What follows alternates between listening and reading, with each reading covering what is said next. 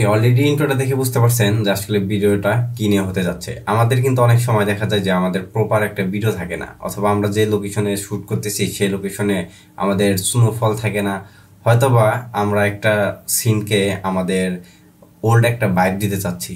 সে old ভাইবটা দেওয়ার জন্য কিন্তু আমাদের ওভারলিটা অনেক বেশি গুরুত্বপূর্ণ। ওভারলির কিন্তু অহরহ মানে আপনার কাজ আছে, সেই কাজগুলোর ভিতরে আমি সামথিং কিছু কাজ দেখাবো আজকে আপনাদেরকে। তো সেজন্য আমাদেরকে কম্পিউটার স্ক্রিনে চলে যেতে হবে।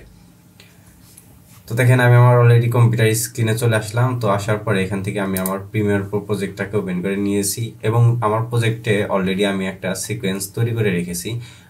সিকোয়েন্সের ভিতরে আমি হচ্ছে কিছু ক্লিপস রেখেছি। আমি যদি আপনাদেরকে দেখাই একটু, এখানে দেখতে পারবেন অবালি নামের একটা আমি ফোল্ডার করে রেখেছি এবং এখানে আমার কিছু ক্লিপস অলরেডি রেখে দিয়েছি।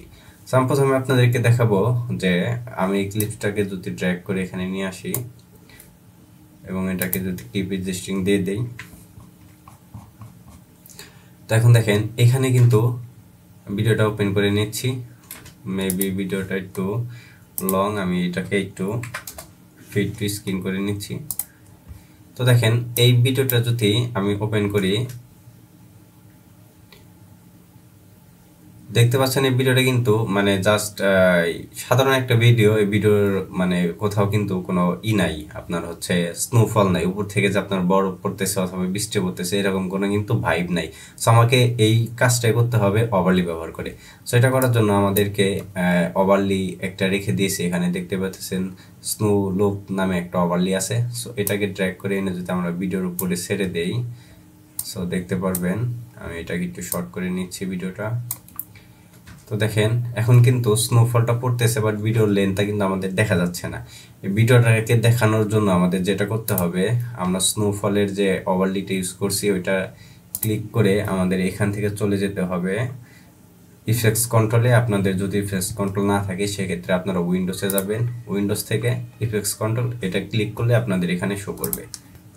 সো তারপরে আমাদের ইফেক্টস কন্ট্রোল থেকে আমাদেরকে আসতে হবে নিচে, দেখতে পারবেন অপোজিটি নামের অপশনে ব্লেন্ড মোড নামের একটা অপশন আছে। সো এখানে যদি ক্লিক করেন তো দেখতে পারবেন অনেকগুলা কিন্তু এখানে ব্লেন্ড মোড দেওয়া আছে। নর্মালি আছে আপনার অনেক অনেক ব্লেন্ড মোড কিন্তু দেওয়া আছে। এখান থেকে আমাদের ক্লিক করতে হবে হচ্ছে স্ক্রিনে। সো দেখেন স্ক্রিনে যখন আমরা ক্লিক করব তখন যদি এখানে ক্লিক করি, তো এখন দেখতে পাচ্ছেন স্নোফলগুলো কিন্তু পড়তেছে, বাট সেরকম আমাদের চোখে পড়তেছে না।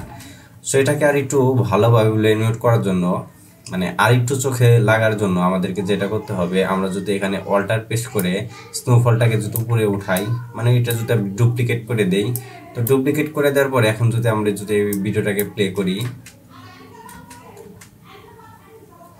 তো দেখেন এখন যদি ভিডিওটা প্লে করি তাহলে কিন্তু আমাদের চোখে কিন্তু খুব ভালোভাবে স্নোফলটাকে ফলো আপ করতে পারছি।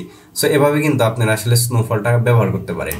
এখন কোন একটা কিছুতে আমরা ওয়ার্ল্ড একটা ভাইব দিতে চাচ্ছি, সেজন্য আমাদের যেটা করতে হবে, আমাদেরকে একটা দেখেন এখানে অলরেডি আমি একটা রেখে দিয়েছি, ফুটেজ রেখে দিয়েছি। সো এটাকে যদি আমি ড্র্যাগ করে এখানে রেখে দেই, সো ফুটেজটাকে যদি আমি ওপেন করি, তো দেখতে পারতেছেন ফুটেজটা অলরেডি কিন্তু একটা পুরোনো ভাইব আছে, কিন্তু অতটা যে ওল্ড একটা ভাইব সেটা কিন্তু নাই। সেটা করার জন্য আমাদেরকে আরও একটি ওভারলি ব্যবহার করতে হবে।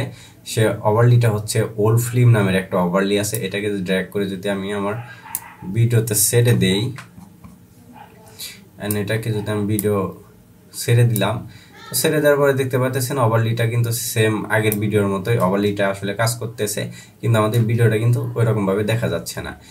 সো আপনারা সবসময় একটা জিনিস খেয়াল করবেন, আপনারা আপনাদের যে ভিডিওটাই রাখেন তার উপরে যদি কোনো কিছু ব্যবহার করেন, সেটা হতে পারে অ্যাডজাস্টমেন্ট লেয়ার অথবা একটা ছবি অথবা কোনো একটা ওভারলি, সেটা কিন্তু আপনার শো আপ হবে। মানে এক কথা হচ্ছে আপনার ভিডিওর উপরে যে লেয়ারটা রাখবেন সেটাই কিন্তু আসলে প্রিমিয়ার প্রো সাজেস্ট করবে আপনাদেরকে দেখানোর জন্য। আপনারা যারা এডিটিং বিষয় সম্পূর্ণ জানেন অথবা একটু টুকটাক জানেন, সেটা ভালো করে জানেন। সো এটাকে আমাদের ব্লার মোড করার জন্য আমরা যদি ওল্ড যে ওভারলিটা আছে ওইটাতে ক্লিক করে আবারও যদি আমরা ইফেক্টস কন্ট্রোল থেকে অপাসিটিতে আমরা যদি দেখি ব্লার মোড, এখান থেকে যদি আমরা এটাকে স্ক্রিন করে দেই, এখন যদি প্লে করি, তো দেখতে পারবেন যে এখন কিন্তু মোটামুটি একটা ভাইব চলে আসছে। সো আপনার কাছে যদি মনে হয় যে এই ভাইবটা আমার কাছে আসলে ভালো লাগেনি, সেক্ষেত্রে আগের মতোই অল্টার পেশ করে এটাকে ডুপ্লিকেট করে দেবেন। ডুপ্লিকেট করে দিলে এখন দেখতে পারবেন আরও কিন্তু একটু এটা গাঢ় হয়েছে, একটু ভাইবটা বোঝা যাচ্ছে।